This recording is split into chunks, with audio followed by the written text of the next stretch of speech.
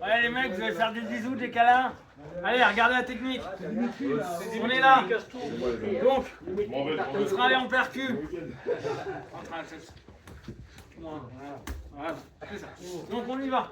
Hop, hop, hop, boum, j'entre, j'insère. Ok, qu'importe comment vous insérez. Je vais revenir, jambes intérieures. Ça va pour tout le monde. Je prends mon travail en HAC et je redescends au Ochi. Quand je descends mon Ochi, je descends mon bras. Je suis pas un Ochi judo. C'est parce qu'on n'a pas de gi. Parce que je n'arrive pas à faire un judo. En judo, on le bloque là. On le lève, on bloque ici. Et après on part sur notre Ochi. Là, on fait comme si on partait sur un double leg. Je suis ici, je suis là. J'arrive, j'insère. Là j'ai pris un under. Je prends là, je reviens. Intérieur, donc grand balayage. Quand je descends, mes mains vont chercher ses cuisses. Je suis là, boum. Pourquoi? Ça nous évite les mecs qui lèvent leurs jambes. Parce que vous allez descendre votre poids et fixer le partenaire.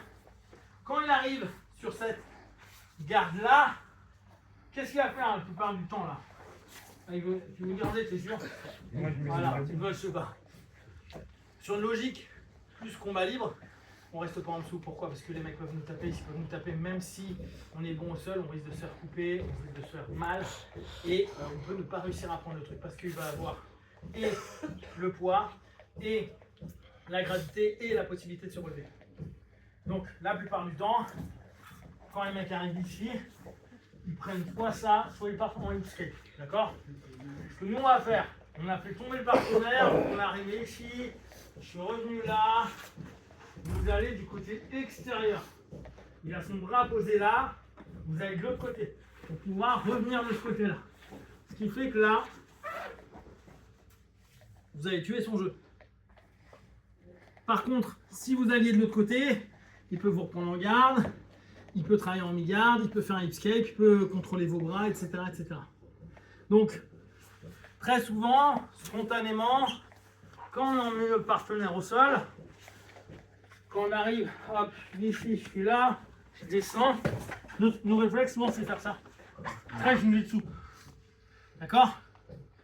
Sauf que là, on est sur du MMA, on est sur de la luta, on est sur du combat de lutte. Ça peut être chiant. Je suis ici, allez en contre-intuition, vous allez au-dessus.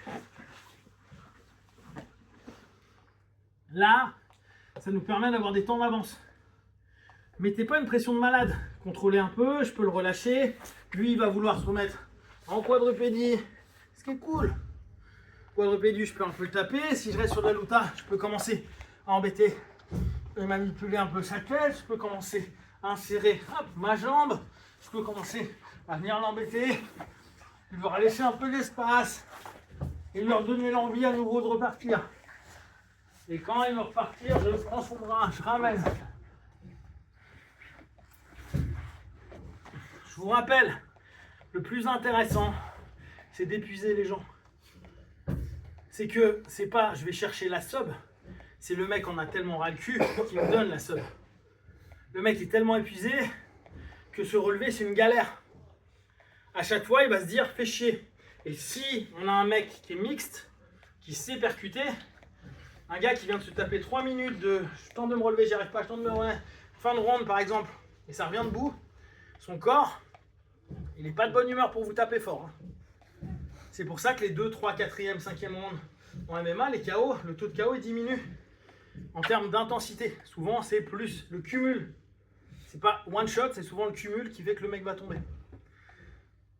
Crever les bras des strikers. Les strikers, il leur faut de l'explosivité. Nous, on va leur imposer d'être constamment au départ explosif, donc ils vont crever cette jauge-là. Et la deuxième jauge qui va être, je dois rester plus solide et je dois essayer de maintenir en gainant. Donc on va leur tuer les deux processus musculaires. Et ça va être super dur quand ils vont se relever si on est en fin de ronde. Et si on est dans la rue ou en no time limit, bah après, vous crevez. Quand il en a marre, dès que ça commence à tendre, Vous prenez votre temps, position fort, vous isolez un bras, vous prenez votre temps, vous jouez un peu avec, vous recommencez jusqu'à ce que vraiment le bras il vienne tout seul. Ok? Allez Jimmy.